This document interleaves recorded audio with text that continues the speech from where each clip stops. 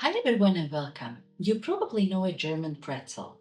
Today let's make its relative, a big, soft, sweet pretzel, Kringle or klinģeris in Latvian.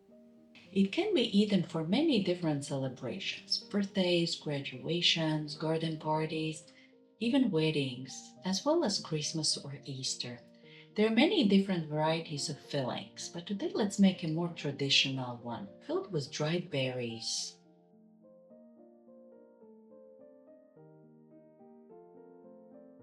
Let's get our ingredients ready and start with preparing yeast for the dough. First, I will crumble the fresh yeast in a big bowl and add about a tablespoon of sugar.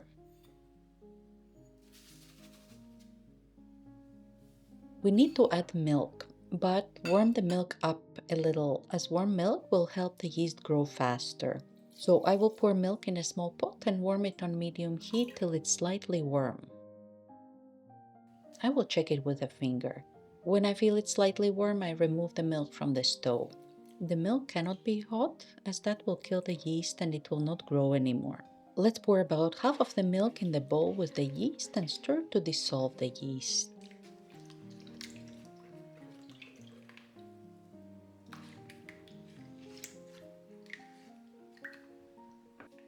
And let's sift about 200 grams of flour in the bowl.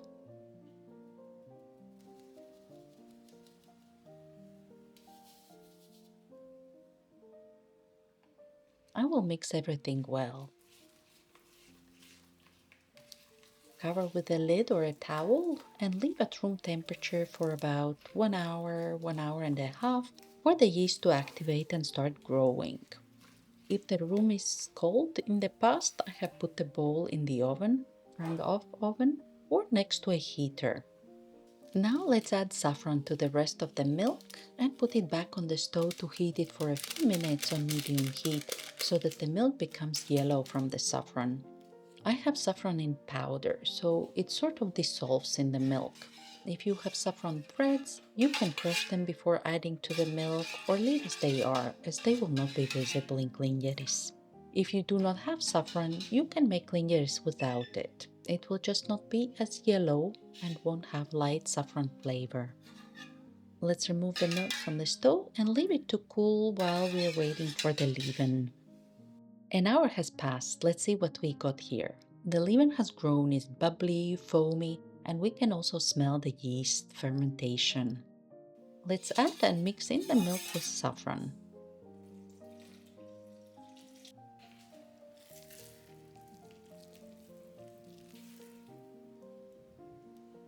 Now let's add the egg.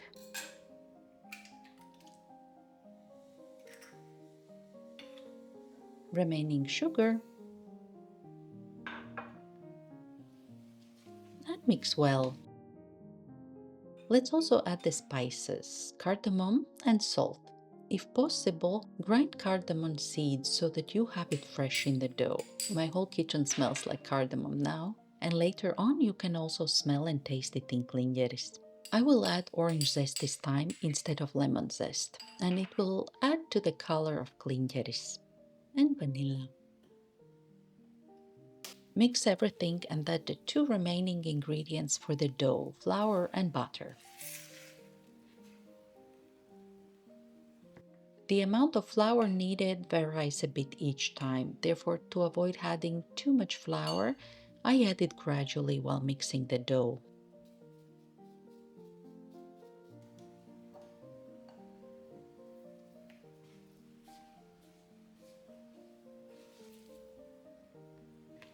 Now I'll add the soft butter and sift in the remaining flour from the 500 grams I had in the bowl initially.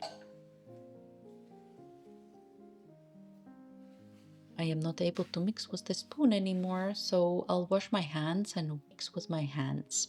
I don't add more flour right away, even if the dough is still sticky, giving the flour and liquids a little bit of time to absorb. Here, I need to add a little more flour, so I'll add a tablespoon at a time. Now the dough is soft, easy to shape in a bowl and does not stick to the bowl or my hands anymore. I'll dust the kitchen countertop with a bit of flour.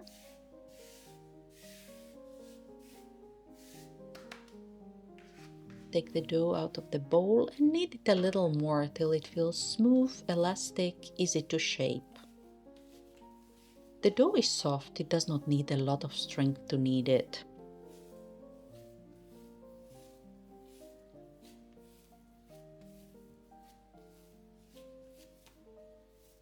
Let's fold in now, gradually, all the dried fruit which we want to add. I am now adding 200 grams, which might seem a lot, but you can add more if you like. The dough will rise and expand, and there won't be that many dried fruit in klinģeris when it's ready. We have rolled in the dried berries. Let's shape the dough into a ball, put a little bit of flour in the bottom of the bowl, and put the dough back in the bowl. Cover with a lid or a towel and let it grow for about 1.5–2 hours, till it has at least doubled in size. An hour has passed. The dough has grown visibly, so now I will gently push it back with my hand or fingers. Cover the bowl again and let the dough grow for another hour. I will prepare a sheet of parchment paper the size of the baking tray. It will help me put the klinģeris on the baking tray and remove it when it's ready. I will grease the paper a bit with oil so that the dough slips on it better and put it aside for now. Let's take the dough out of the bowl and gently roll it into a long sausage.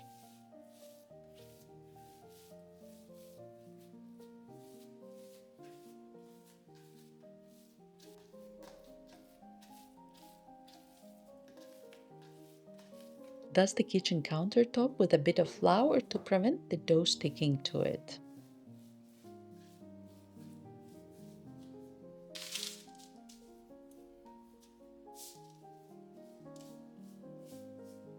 Now I will gently move it onto the parchment paper and shape the klinģeris in the shape of something like 8 or letter B, which is how a klinģeris typically looks like.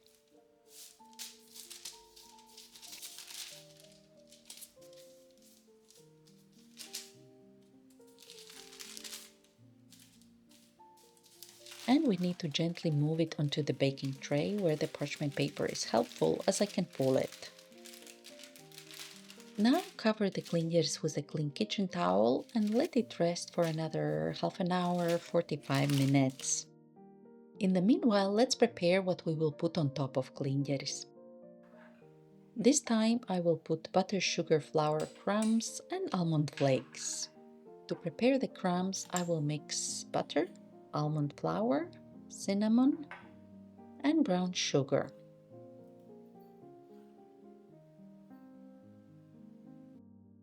Now I will gradually add all-purpose flour and mix with my fingers to make crumbs. I'm adding flour gradually as I want the crumbs to be bigger, which means I need to leave bigger lumps of butter coated with flour and sugar. If the flour is too much, the crumbs will be very small. If you want, you can skip the almond flour and use only all-purpose flour. The crumbs are ready. Now let's break an egg in a glass and beat it a little with a fork.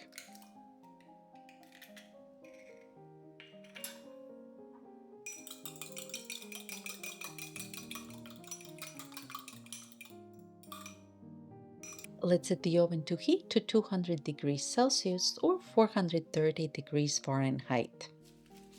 45 minutes have passed and we can see that klinģeris has visibly grown. Let's brush it with the egg first.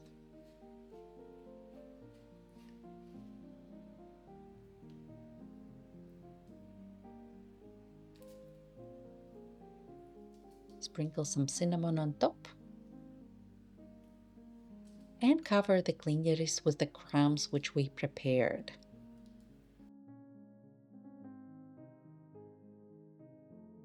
And some almond flakes as last.